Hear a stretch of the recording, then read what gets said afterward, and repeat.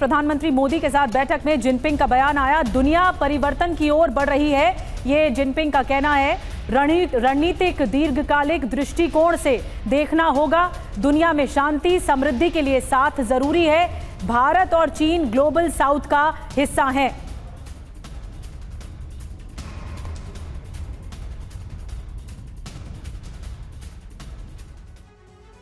तो देखिए, उम्मीदें तो बहुत सारी हैं। 12 घंटे में एससीओ के जरिए क्या बदलेगा वर्ल्ड ऑर्डर?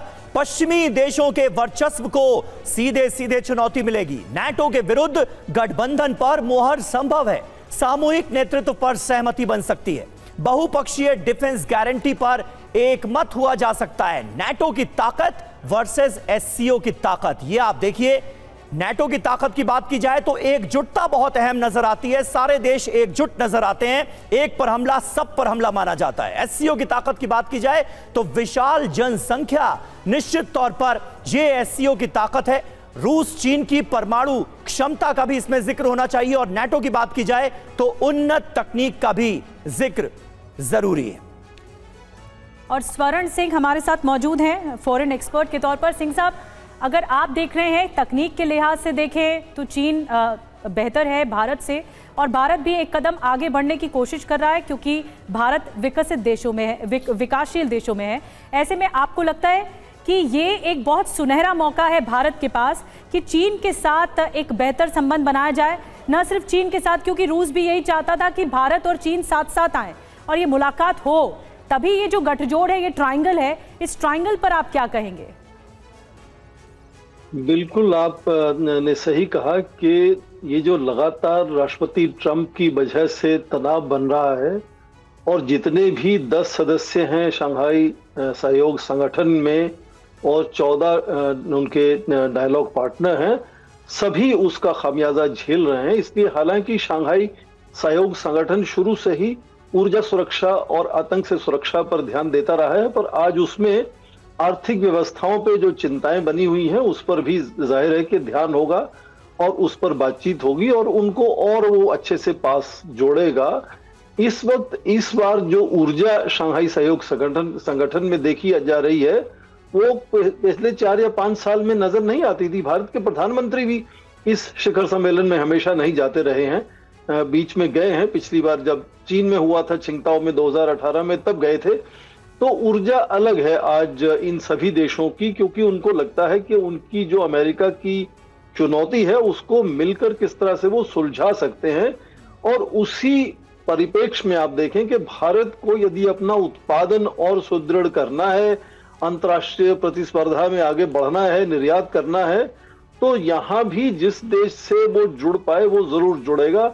प्रधानमंत्री चीन आने से पहले जापान में थे, वहां भी लगातार निवेश की, तकनीक हस्तांतरण की बात हुई है।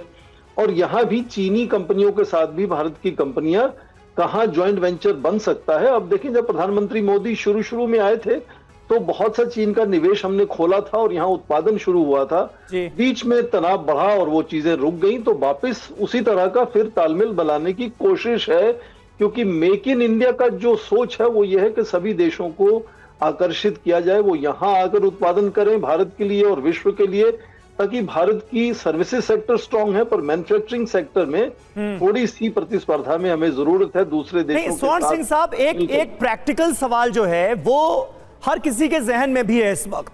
अमेरिका के तरफ से जो टैरिफ थ्रेट मिला है, जिस तरह से 50% टैरिफ भारत पर भी लगाया गया है, उसके बाद क्या RIC ये गठबंधन बनना जरूरी हो गया है? क्योंकि रूस की बात की जाए, रेयर मिनरल्स के मामले में, तेल गैस के मामले में रूस समृद्ध है। चीन की बात की जाए तो मैन्युफैक्चरिंग टेक्नोलॉजी के मामले में, इंफ्रास्ट्रक्चर के मामले में चीन का कोई तोड़ नहीं है। और भारत का जहां तक सवाल है, इतना बड़ा कंज्यूमर मार्केट हमारे पास है, सर्विस सेक्टर में हमारा लोहा हर कोई मानता है। तो ये 3 अगर साथ आ जाते हैं, एससीओ सम्मेलन उसकी नींव रखता है, तो क्या ये अमेरिका की इस थ्रेट को एक बड़ा जवाब नहीं होगा?